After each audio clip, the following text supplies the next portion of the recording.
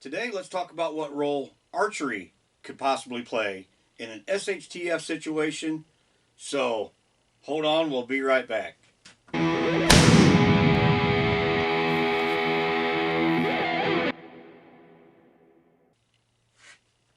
All right, real quick before we take off on this, I'd like to ask you to like, subscribe, leave a comment, and let's get into it. All right, so militaries all over the world have been using archery for centuries.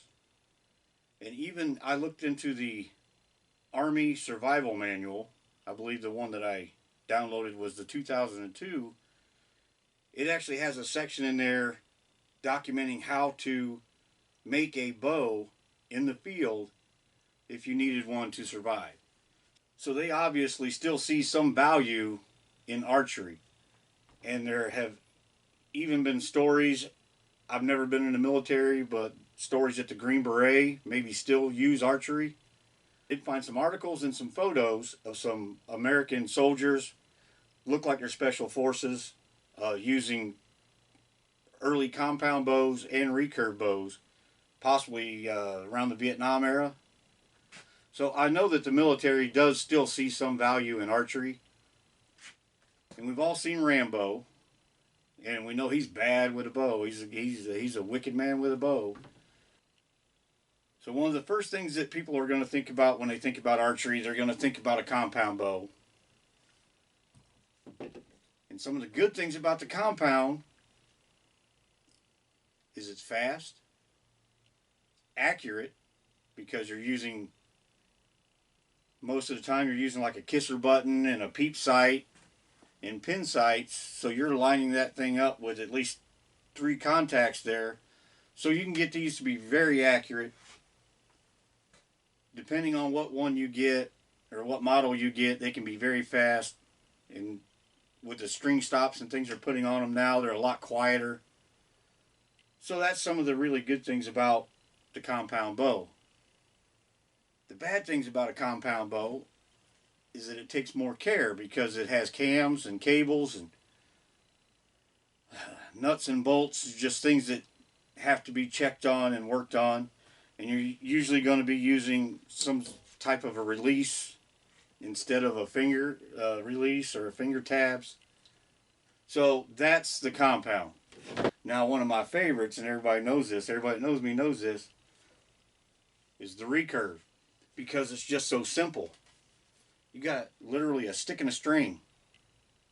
And these lighter poundage recurves, you can make arrows.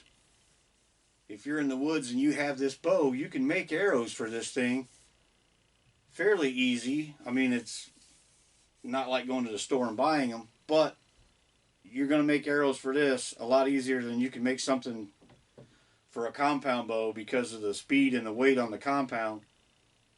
You know, it's more possibility that you're going to split an arrow and cause damage to an eye or through your hand or something.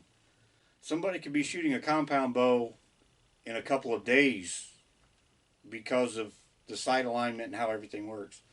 But with a recurve, it really takes a lot of practice. So, benefits of the recurve bow: it's light, it's stealthy, they're fairly quiet, get some good puffy string silencers on there. There's not a lot of mechanical parts that you have to worry about. And you can shoot right off the shelf. You don't even have to have a rest. If you can just get some moleskin or even some duct tape, if nothing else, would work just to silence your arrow coming across the shelf. Downsides of the recurve is you don't have the distance. You can't reach out and touch anything like you could with the compound. So that's your give and take. You can be fast and accurate, but possibly have mechanical issues. Or you can be stealthy and quiet, but then you really need to learn how to shoot it. Everybody knows my man Daryl Dixon, who is my spirit animal, that they stole that character from me. A redneck riding a motorcycle with a crossbow is obviously me. I plan on writing the company and possibly bringing some legal action against them because I am Daryl Dixon. But, so let's move on to the crossbow. Now this crossbow right here is, well, it's been hanging for a while. This is just the Barnett Recurve. I think it's 140 pounds. Not a super fast bow. And to be honest with you, not really quiet. As far as crossbows go, this little thing's got a snap to it. It's kind of loud. But accuracy wise, better than the Recurve. But it still doesn't have the distance that you would have with the compound. Not real easy, I don't believe, to build any kind of an arrow for this, because it is still 140 pounds, so you still have to have something that's not going to split the ends when that thing releases. And a lot of these newer crossbows, I don't know if you guys have noticed, but they don't come with any kind of a way to put a sighting system on there, other than you pretty much have to go with some kind of a red dot or a scope. So that takes some of the versatility out of it, because I would like to have the option of using the red dot or just using a pin sight like some of the old Hortons used to use. That's your 3 archery options basically, is like a crossbow, a recurve, or a longbow, or a compound bow. But I do feel that archery should not be overlooked when it comes to survival, because small game hunting, if need be, a self-defense tool, which it would be a last resort for that. But for so many other things, it would be a really go-to type system, because you'd want to stay stealthy and have reusable ammunition. So what do you think about archery? Should it be part of your survival plan?